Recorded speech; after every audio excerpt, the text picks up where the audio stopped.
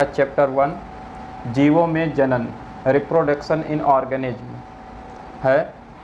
तो सबसे पहले हम यहाँ पर जानते हैं कि जीवन काल क्या है। जीवन काल या लाइफ स्पैन। तो जैसा कि जानते हैं कि हर जीव जन्म लेता है और उसकी एक समय पर प्राकृतिक मृत्यु हो जाती है।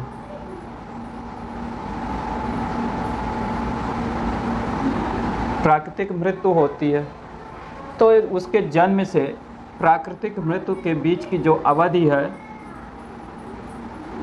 इस अवधि को हम जीवन काल या लाइफ स्पैन कहते हैं। नेक्स्ट है, जैसे कि प्रत्येक जीव,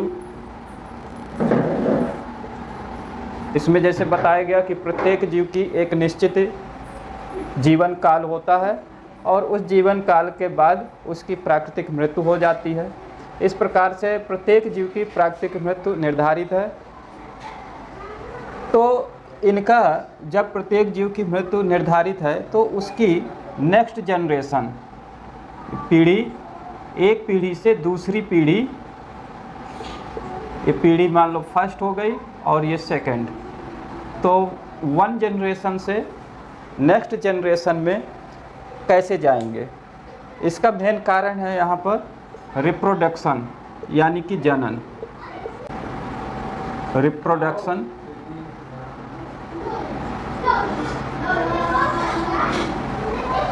तो रिप्रोडक्शन या जनन वह है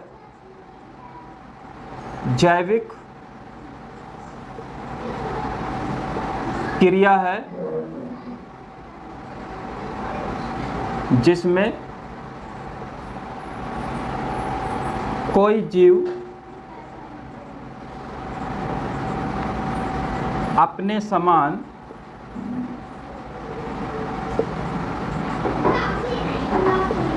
नए जीव को उत्पन्न करता है। जनन या रिप्रोडक्शन क्या है? एक प्रकार की जैविक क्रिया है। इस जैविक क्रिया में क्या होता है कि कोई भी जीव हो, वह अपने समान नए जीव को उत्पन्न करता है। यानी हर जीव में यह क्षमता होती है, प्रत्येक जीव या ऑर्गेनिज्म में जनन की क्षमता होती है। अब आगे अगर बात करते हैं कि जनन की विधियां क्या हैं, क्योंकि आप देख रहे हैं कि इस पृथ्वी में जितने जीव हैं उनकी जितनी वैरायटी हैं उतने ही प्रकार से उनमें रिप्रोडक्शन के मेथड्स भी हैं। तो यहाँ पर मुख्य रूप से दो मेथड माने गए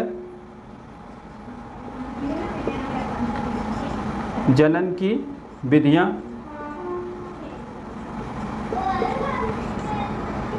इसमें दो विधियां हैं।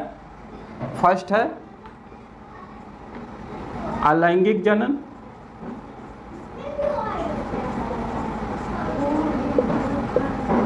या इसको कहेंगे एसेक्सुअल रिप्रोडक्शन। सेकंड है लैंगिक जनन या सेक्सुअल रिप्रोडक्शन। तो जनन की दो विधियां हैं, या यूँ कह लो कि जनन के प्रकार पूछा जाता है तो दो प्रकार हैं। फर्स्ट है अलैंगिक जनन एसेक्सुअल रिप्रोडक्शन, सेकंड लैंगिक जनन सेक्सुअल रिप्रोडक्शन।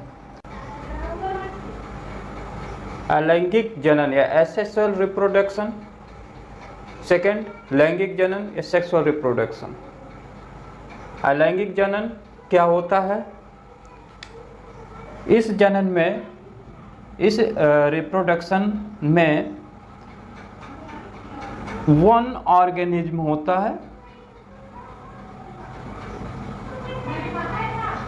इस रिप्रोडक्शन में ओनली वन ऑर्गेनिज्म पार्टिसिपेट करता है और इस रिप्रोडक्शन में 2 ऑर्गेनिज्म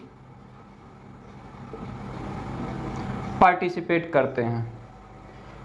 लेकिन ये जो है विपरीत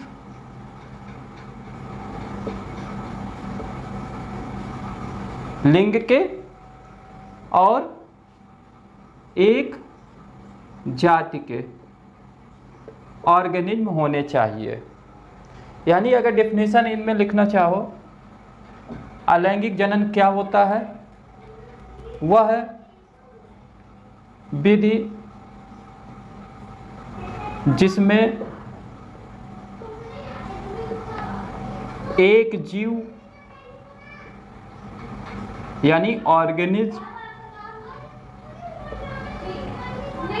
एक जीव यानी ऑर्गेनिज्म, या यूँ कह लो इसको जनक, यानी पेरेंट ऑर्गेनिज्म वन होता है, द्वारा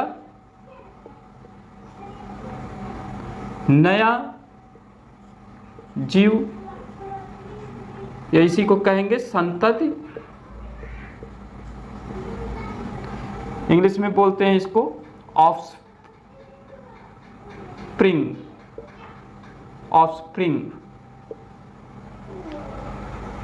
उत्पन्न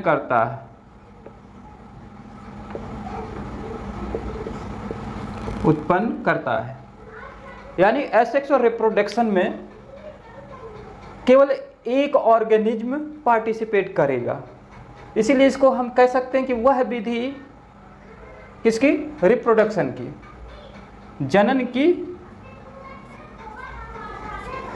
जनन की वह विधि जिसमें एक ऑर्गेनिज्म या जनक द्वारा नया जीव या संतति ऑफस्प्रिंग उत्पन्न करता है। याद रखें, इसमें जो यह जनक कहलाएगा, जो ऑर्गेनिज्म रिप्रोडक्शन में पार्टिसिपेट कर रहा है उसको जनक कहा जाएगा, और उससे उत्पन्न जो नया जीव है उस नए जीव को संतति कहते हैं, संतति या ऑफस्प्रिंग कहते हैं। लैंगिक जनन या सेक्सुअल रिप्रोडक्शन, इसमें 2 जीव होते हैं, उनमें एक नर और दूसरा मादा, यानी 2 जीव होते हैं, एक नर और मादा मेल और फीमेल ऑर्गेनिज्म के द्वारा नया जीव यानी संतति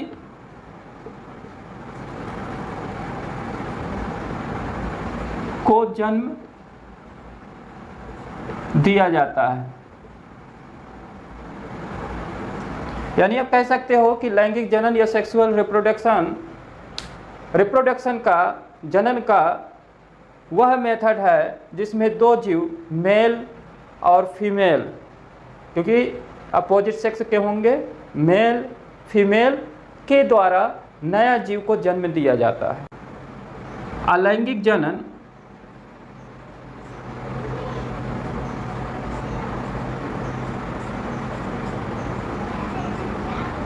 में प्राप्त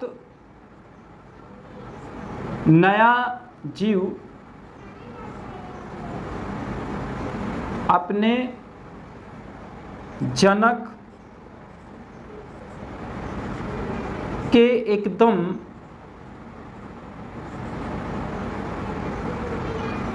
समान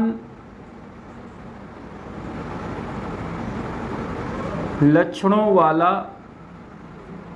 होता है।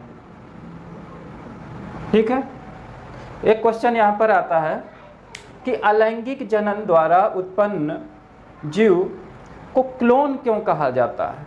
ये क्वेश्चन आता है कि अलैंगिक जनन से प्राप्त नया जीव क्लोन होता है।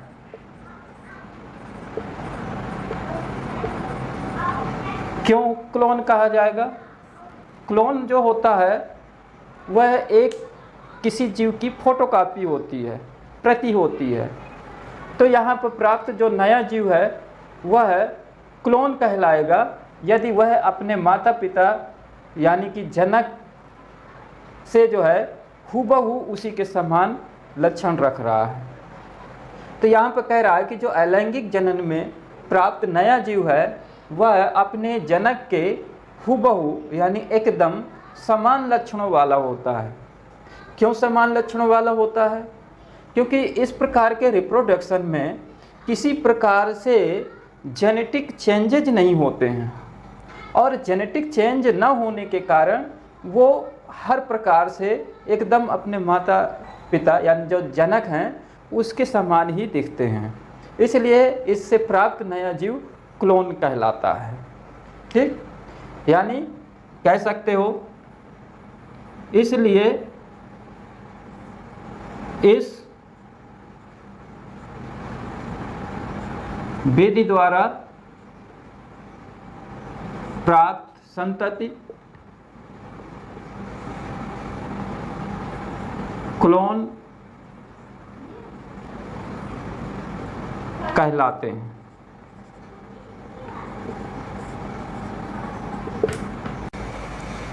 अलैंगिक जनन एसेक्सुअल रिप्रोडक्शन के प्रकार।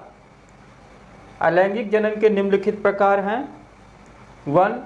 द्विविभाजन बाइनरी फिशन, जो आपको अमीबा, इसका अगर उदाहरण लेते हैं तो है अमीबा। सेकंड है मुकुलन यानी बडिंग, इसका सबसे अच्छा उदाहरण माना जाता है east. Best example for this type of asexual reproduction. Third है स्पोरुलेशन यानी बीजाणु जनन, इसमें भी कई तरह के स्पोर बनते हैं जिनके अलग अलग स्ट्रक्चर होते हैं। उस स्ट्रक्चर के अनुसार इनके अलग अलग नाम दिए गए हैं। जैसे यहाँ पर फर्स्ट ये दिया गया है जू स्पोर या इन्हीं को चल स्पोर कहते हैं, बीजाणु कहते हैं। तो जू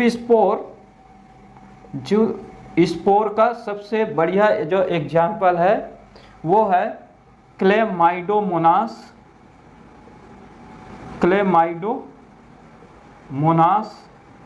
यह एक प्रकार का शैवाल है। नेक्स्ट है स्यूडोपोडियोस्पोर, इसका बेस्ट एग्जाम्पल है अमीबा। बाद में बताएंगे कि बनते कैसे हैं। इसमें है कोनिडिया, इसका एग्जाम्पल है कवक, जो कवकों में उनके फिलामेंट में कुछ स्ट्रक्चर पाए जाते हैं, ब्रश लाइक स्ट्रक्चर, और उन स्ट्रक्चर में छोटे छोटे स्पोर लगे रहते हैं, उनको कोनिडिया बोलते हैं। या इसका एग्जाम्पल है पेनिसिलियम।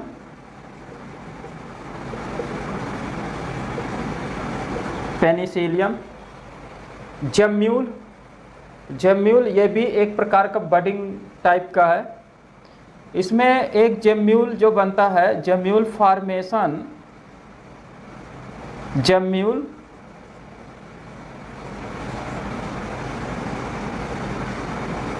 बडिंग के द्वारा यानी मुकुलन द्वारा, या इसी को कलिका कहते हैं। ये देखने को मिलेगा आपको, जैसे हाइड्रा है, हाइड्रा में देखने को मिलेगा। और जो जेम्यूल लाइक स्ट्रक्चर बनते हैं वो स्पंज में भी देखने को आपको मिलेंगे। स्पंज में ये खंडी भवन यानी फ्रेगमेंटेशन, इसका एग्जाम्पल ले लो आप स्पायरोगायरा। ये क्या होता है? ये भी एक प्रकार का शैवाल है। 6 है पुनरुद्ध भवन, इसमें कुछ जीव हैं जैसे प्लेनेरिया या हाइड्रा। तो अगर इनके हम पीस कर दें, कई टुकड़े कर दें, और उन टुकड़ों में अगर न्यूक्लियस उपस्थित है तो वह सारे टुकड़े एक नए जीव के रूप में डेवलप हो जाते हैं। तो इस प्रकार के एसेक्सुअल रिप्रोडक्शन को रीजनरेशन या पुनरुद्भवन कहते हैं। वेजिटेटिव रिप्रोडक्शन यह आपको प्लांट्स में देखने को मिलेगा, यानी कि जो प्लांट्स में, पौधों में जो एसेक्सुअल रिप्रोडक्शन होता है वह है वेजिटेटिव प्रोपेगेशन भी कहलाता है। क्या कहलाएगा? Vegetative propagation. एसेक्सुअल रिप्रोडक्शन देखने को मिलता है एक कोशिकीय जीवों में, एक कोशिकीय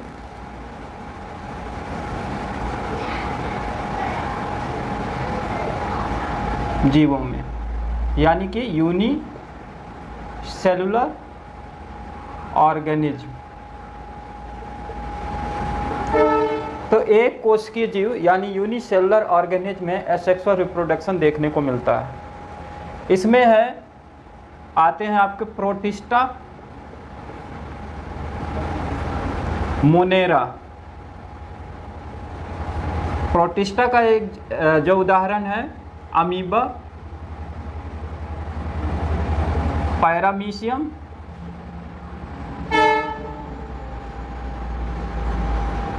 युगलिना आदि। इन सब के बारे में आप क्लास 11th में पढ़ चुके हैं। मोनेरा, जीवाणु। तो प्रोटिस्टा और मोनेरा में जितना रिप्रोडक्शन, एसेक्सुअल रिप्रोडक्शन होगा वो फर्स्ट और सेकंड जो टाइप हम बताए हैं उसमें फर्स्ट है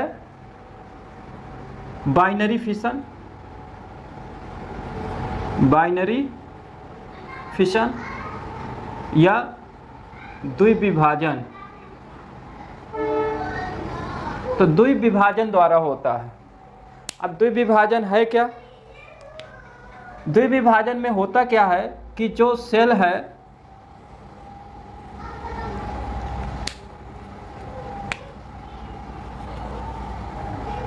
यह अमीबा है जो कि जनक है। इसमें क्या कंडीशन होता है कि धीरे धीरे इसकी जो सेल है वह दो भागों में टूटने लगता है। उसके साथ ही जो केंद्रक है वह केंद्रक भी दो भागों में बंटता है। इस उपरांत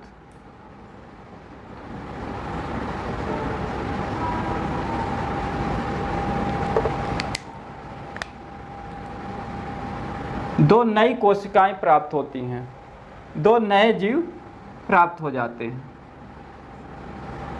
नए जीव या अमीबा या संतति प्राप्त होते हैं।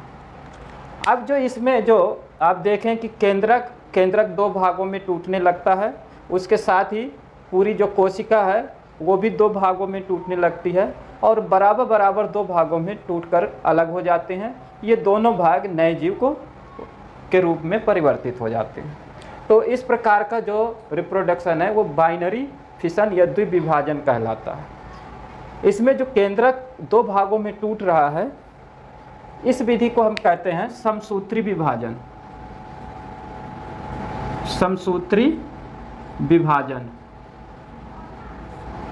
यानी माइटोसिस। इस बात को ध्यान रखना है। पूछा जा सकता है क्या सेक्सुअल रिप्रोडक्शन में किस प्रकार का सेल डिवीजन होता है, अर्धसूत्री विभाजन होता है कि समसूत्री विभाजन होता है? तो इसका जो सही आंसर होगा वो समसूत्री विभाजन होगा। सेकंड है मुकुलन, इसी को बडिंग कहेंगे। जैसे कि बताए थे इसका उदाहरण ईस्ट में देखने को मिलता है। ईस्ट एक कवक है, क्या है? कवक है। और लेकिन ये भी जो है एक कोशिकीय होता है। किस प्रकार का कवक है ये? एक कोशिकीय कवक होता है। अब इस कवक में होता क्या है? ये है ईस्ट, इसका न्यूक्लियस है ये। कुछ समय बाद है इसमें देखा जाता है कि एक जो है छोटा सा आउटग्रोथ निकल आता है, उभार निकल आता है। यह जो छोटा सा आउट ग्रोथ होता है उसको बडिंग कहते हैं, बड बोलते हैं।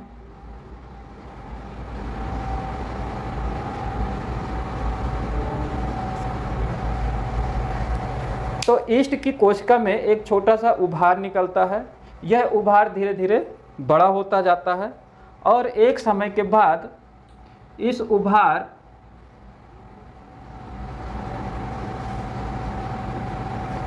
यह उभार मूल कोशिका से भिन्न दिखाई देने लगता है और एक कोशिका का पार्ट इसके अंदर पहुंच जाता है। उस समय यह बड कुछ समय पश्चात मेन कोशिका से सेपरेट हो जाता है और एक नया जीव को जन्म देता है। तो यह जो है बडिंग या मुकुलन कहलाता है। तो आपने पहला पढ़ा बाइनरी फिशन, द्विविभाजन, जैसा उदाहरण है अमीबा में देखने को मिलेगा। दूसरा है मुकुलन यानी बडिंग, यह ईस्ट में देखने को मिलता है। तीसरा है बीजाणु जनन यानी स्पोरिलेशन, ये किस कंडीशन में होता है? जैसे कि अमीबा को ले लेते हैं कि कुछ विषम परिस्थितियों में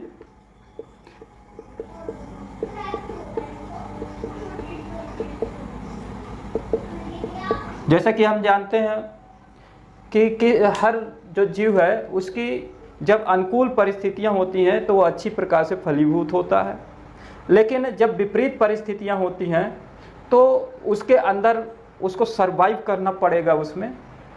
तो जब विषम परिस्थितियां होती हैं तो अमीबा कोशिका के चारों ओर,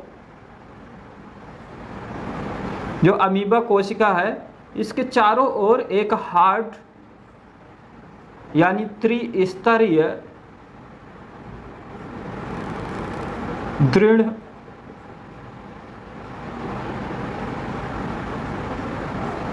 खोल तैयार हो जाता है।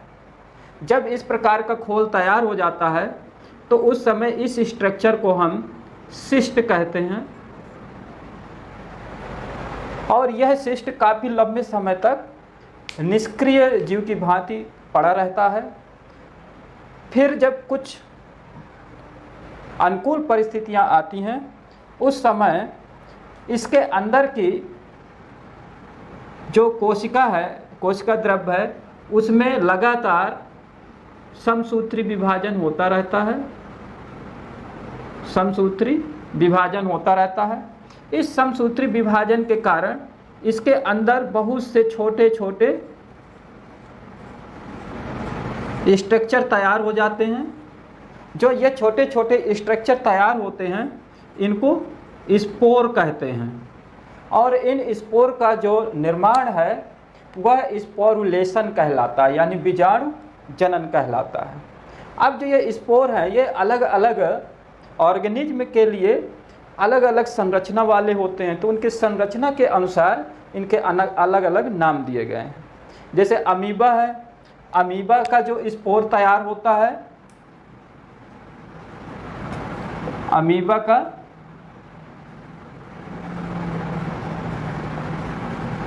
छोटे छोटे स्पोर, इनको कहते हैं स्यूडोपोडियो स्पोर। याद रखना है, जो अमीबॉइड स्पोर होते हैं उनको स्यूडोपोडियो स्पोर कहते हैं।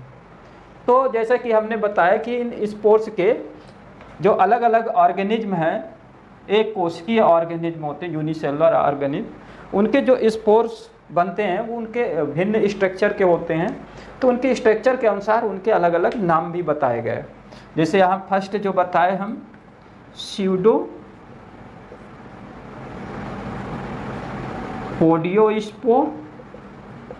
अमीबा, इसका उदाहरण हो गया। दूसरा है चल बीजाणु यानी कि जू स्पोर, जू स्पोर कहते हैं। ये इसका उदाहरण है क्लेमाइडोमोनास, बता चुके हैं पहले, क्लेमाइडोमोनास। क्लेमाइडोमोनास क्या है? यह एक शैवाल है। जैसा कि आप जानते हैं कि सारे जो शैवाल हैं वो प्लांट की भांति होते हैं, प्लांट होते हैं, उनमें क्लोरोफिल होता है, फोटोसिंथेसिस होता है। तो लेकिन यह एक ऐसा शैवाल है जो एक कोशिकीय होता है, यूनिसेलुलर होता है और मोटाइल होता है, यानी कि चलनशील होता है। यह मूव करता है। इसका स्ट्रक्चर इस प्रकार का है।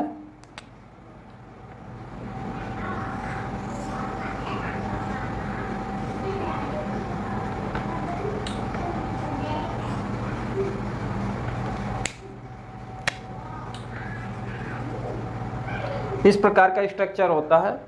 इसमें ये फ्लैजिला पाए जाते हैं।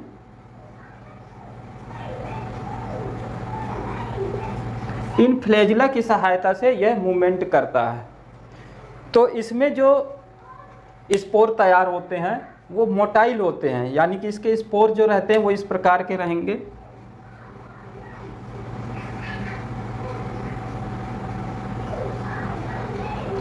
तो ये स्पोर जो है चलनशील होते हैं, इसलिए इन स्पोर को जू स्पोर कहते हैं। थर्ड है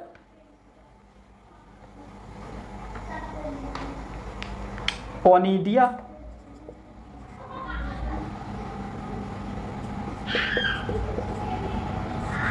या कोनिडियो स्पोर, ये आपको देखने को मिलता है कवक में। कवक का उदाहरण है जैसे पेनिसिलियम,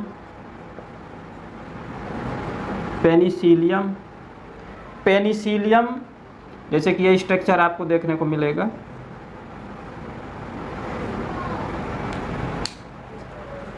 तो इस स्ट्रक्चर में यहाँ छोटे छोटे स्पोर लगे रहते हैं। जो ये छोटे छोटे स्पोर होते हैं इनको कोनिडिया कहते हैं, जो आगे चल करके इस मेन प्लांट से सेपरेट हो जाते हैं और जर्मिनेट हो करके नया जीव बनाते हैं। नेक्स्ट है कलिका या जम्यूल निर्माण। कलिका या जम्यूल निर्माण द्वारा भी जैसे हाइड्रा में देखने को मिलेगा।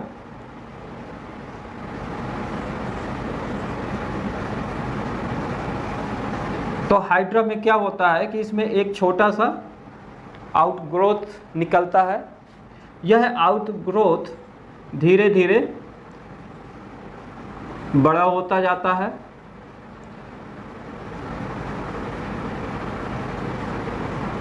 और एक समय यह मेन प्लांट से सेपरेट हो जाता है और नया जीव बनता है। यानी हाइड्रा से एक समय अलग हो जाएगा उसके मेन बॉडी से और नया जीव बनाता है। तो यह जेम्यूल फॉर्मेशन हो गया जो बडिंग के द्वारा बना है। इसी प्रकार से जो जेम्यूल स्ट्रक्चर आपको देखने के मिलेंगे कुछ स्पंज में, किस में देखने को मिलता है? स्पंज में। नेक्स्ट है फ्रेगमेंटेशन।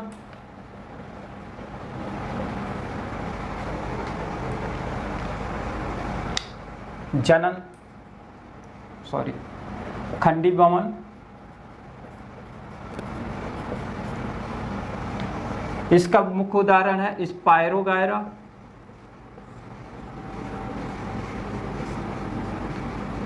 यूलोथ्रिक्स। ये क्या होते हैं? ये शैवाल हैं। ठीक है, जैसे स्पायरोगायरा का देखेंगे आप, ऐसा स्ट्रक्चर रहता है, इसमें बीच बीच में सेप्टा हो गया, और इसका जो है जो क्लोरोप्लास्ट है वो स्पाइरल रूप में इसमें रहता है। तो एक समय बाद जो ये सेप्टा है इस जगह से यह 2 भागों में टूट जाता है,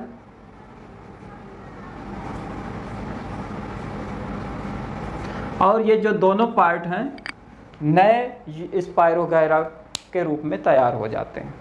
तो इस प्रकार का जो रिप्रोडक्शन है वो खंडीभवन या पौधों में अलैंगिक जनन यानी एसेक्सुअल रिप्रोडक्शन इन प्लांट्स में जो जनन होता है उसी को हम कायिक प्रवर्धन भी कह सकते हैं, वेजिटेटिव प्रोपेगेशन भी कहते हैं। वेजिटेटिव प्रोपेगेशन क्यों कहते हैं?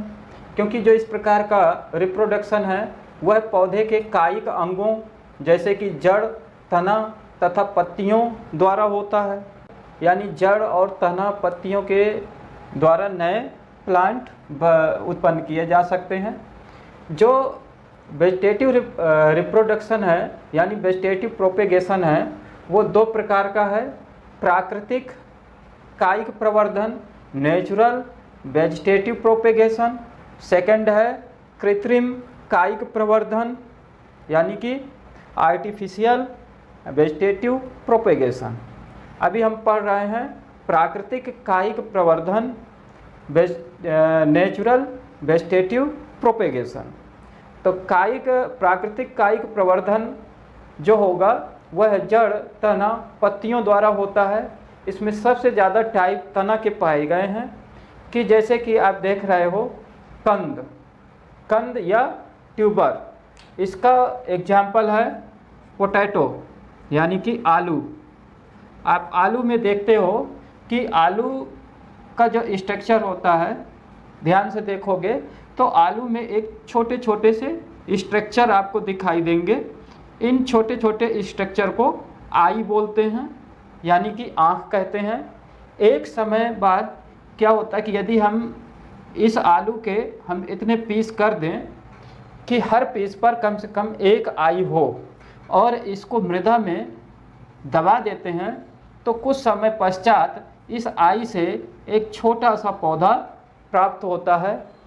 तो यह जो छोटा सा पौधा है यही ग्रोथ करके एक नया पौधा बन जाता है। तो आलू में जो कायिक प्रवर्धन पाया जाता है वह आलू, क्योंकि जो आलू है क्या है एक प्रकार का तना है, और क्योंकि जो इस तने में क्या है कितना ज़्यादा भोजन उस पर एकत्रित है कि उसके कारण उसका स्ट्रक्चर तने की तरह न देख करके एक कंद की तरह दिखाई देता है या ट्यूबर कहलाएगा। इसी प्रकार से प्रकंद यानी राइजॉइड। तो प्रकंद यानी कि राइजॉइड, इसका एग्जाम्पल है अदरक या हल्दी। ये भी तना के प्रकार हैं, लेकिन ये जो है जड़ की तरह ही इनका स्ट्रक्चर दिखाई देता है।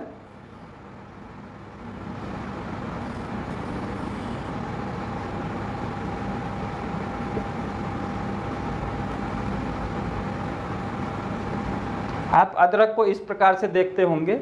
इसमें आप देखेंगे ध्यान से कि कुछ इस प्रकार के स्ट्रक्चर दिखाई दे रहे हैं। जो ये है इनको कहते हैं नोड यानी कि पर्व संधि कहते हैं, और 2 पर्व संधियों के बीच का जो भाग होता है उसे कहते हैं पर्व यानी कि इंटरनोड कहते हैं। तो जब इन राइजॉइड को हम मृदा में दबा देते हैं तो कुछ समय पश्चात इनके नोड से कुछ नए पौधे निकलना शुरू कर देते हैं। तो यह है जो नए कलियां निकलती हैं, यही कली जो है आगे बढ़ करके नए पौधे के रूप में परिवर्तित हो जाती हैं। नेक्स्ट है घनकंद यानी कि कॉर्म। इसका उदाहरण है अरबी,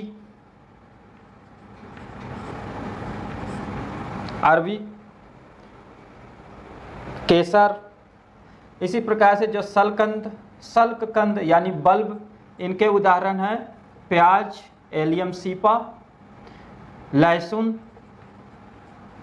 ये भी तना है, प्याज जो है एक प्रकार का तना है, क्योंकि ये जो तने में सल्क पत्र होते हैं, सल्क पत्र, ये जो सल्क पत्र होते हैं भोजन एकत्र करके फूल जाते हैं, मांसल हो जाते हैं, तो और मांसल होने के बाद जो है वो एक बल्ब के स्ट्रक्चर में आ जाते हैं, तो इनको जो है हम सल्क कंद यानी बल्ब कहते हैं। इसी प्रकार से और उदाहरण है जैसे ऊपरी भूविस्तारी यानी कि रनर। तो रनर का उदाहरण सबसे अच्छा है दूब घास, एग्जाम्पल है दूब घास, सब लोग जानते होंगे दूब घास को। दूब घास को आप देखते हैं कि जो वह घास है तो ज़मीन के ऊपर, मृदा में ऊपर आगे बढ़ती जाती है, और उसमें जो है जो उसके नोड होते हैं, नोड पर उसकी अपस्थानिक जड़ें निकलती जाती हैं जो ज़मीन पर पकड़ बनाते हैं। तो इस प्रकार से जो दूब घास है वह ऊपरी भूविस्तारी यानी रनर का उदाहरण है। फिर है भूविस्तारी यानी स्टोलोन। स्टोलोन का उदाहरण है जैसे केला। केला केला जो होता है उसकी जो मूल तना होता है वो ज़मीन के अंदर होता है, और यही जो है ग्रोथ करके आगे ज़मीन के अंदर जाता है और उससे फिर जो है एक नया पौधा निकलता है। तो इस प्रकार से जो है केला जो है भूविस्तारी यानी स्टोलोन का उदाहरण है। कंद का एक उदाहरण बताओ, तो जैसे आलू हो गया। प्रकंद यानी राइजोइड के उदाहरण अदरक और हल्दी हो गया। घन कंद यानी कॉर्म के उदाहरण तो अरबी हो गया। सल्क कंद यानी बल्ब का उदाहरण तो प्याज लहसुन हो गया। ऊपरी भूविस्तारी यानी रनर प्लांट का उदाहरण तो दूब घास हो गया। भूविस्तारी यानी स्टोलोन का उदाहरण तो केला हो गया। तो इनको आपको याद रखना है। इसी प्रकार से ऑफसेट, ऑफसेट का उदाहरण है जल कुंभी।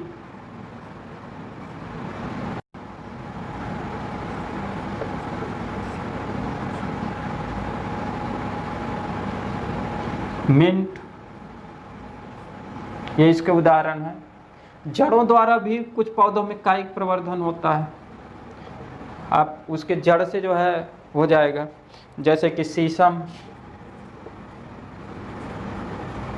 इनमें अपने आप जड़ें बढ़ती हैं और उनसे नए पौधे निकल आते हैं। पत्तियों द्वारा, इसका उदाहरण है ब्रायोफिल्लम। ब्रायोफिल्लम या इसी को कहते हैं अजूबा।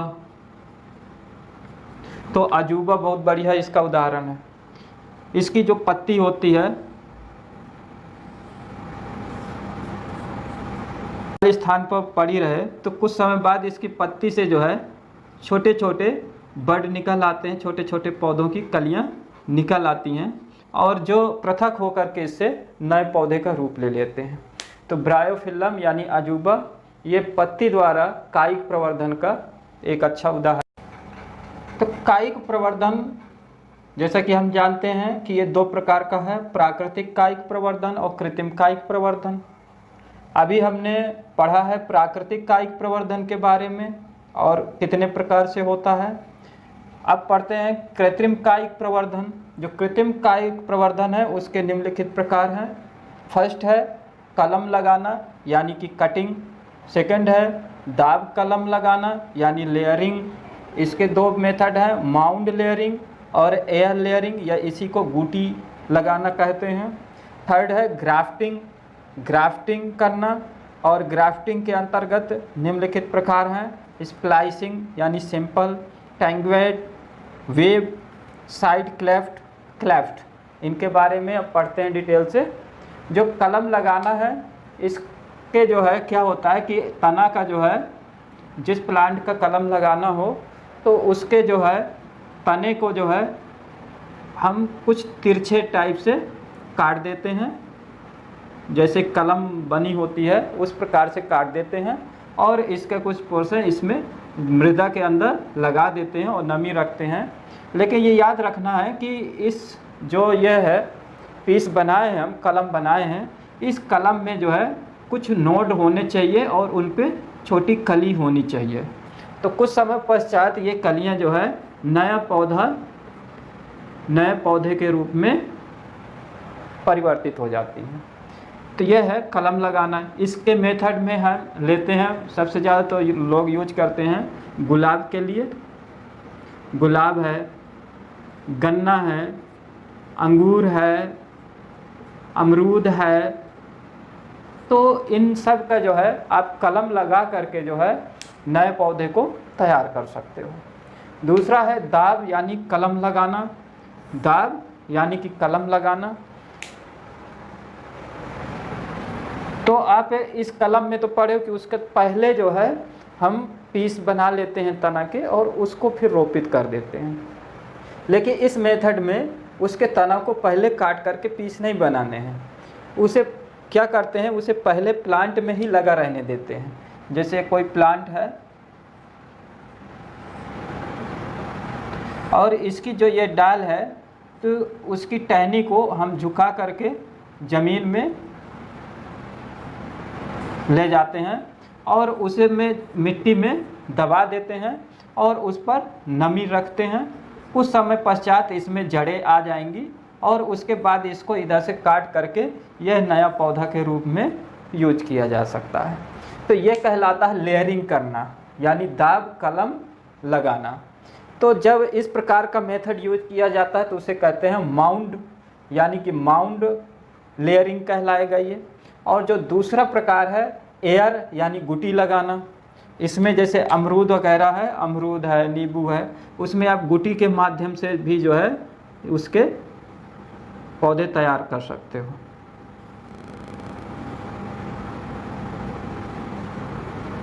तो इसमें क्या करना है आपको, यहाँ पर मिट्टी बांध दी जाती है और किसी कपड़े से उस मिट्टी को कवर कर देते हैं और इसमें ऐसा प्रबंध रखते हैं कि इसमें नमी बनी रहे। तो कुछ समय पश्चात इसमें से जड़ें निकल आती हैं। जब जड़ें निकल आएँ तो इसको काट करके कहीं भी रोपित किया जा सकता है। तो ये कहलाता है एयर लेयरिंग या गुटी बांधना, इसको गुटी बोलते हैं। इसी प्रकार से जो ग्राफ्टिंग में क्या करते हैं, इसमें दो पौधे यूज किए जाएंगे। इसमें जो वांछित पौधा है उसको अनवांछित पौधे के तने पर रोपित कर दिया जाता है। जैसे कि एक पौधा है आपका जो जंगली पौधा है और ये जो है आपके लिए यूजलेस है।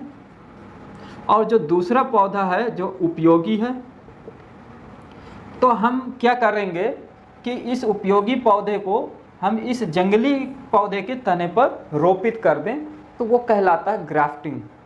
तो इस ग्राफ्टिंग में जिस पौधे स्टॉक और दूसरा कहलाता है सियान। क्या कहलाएगा? दूसरा सियान कहलाएगा। तो जो स्टॉक है वह है पार्ट होगा जो कि जंगली होगा, यानी कि जिस पर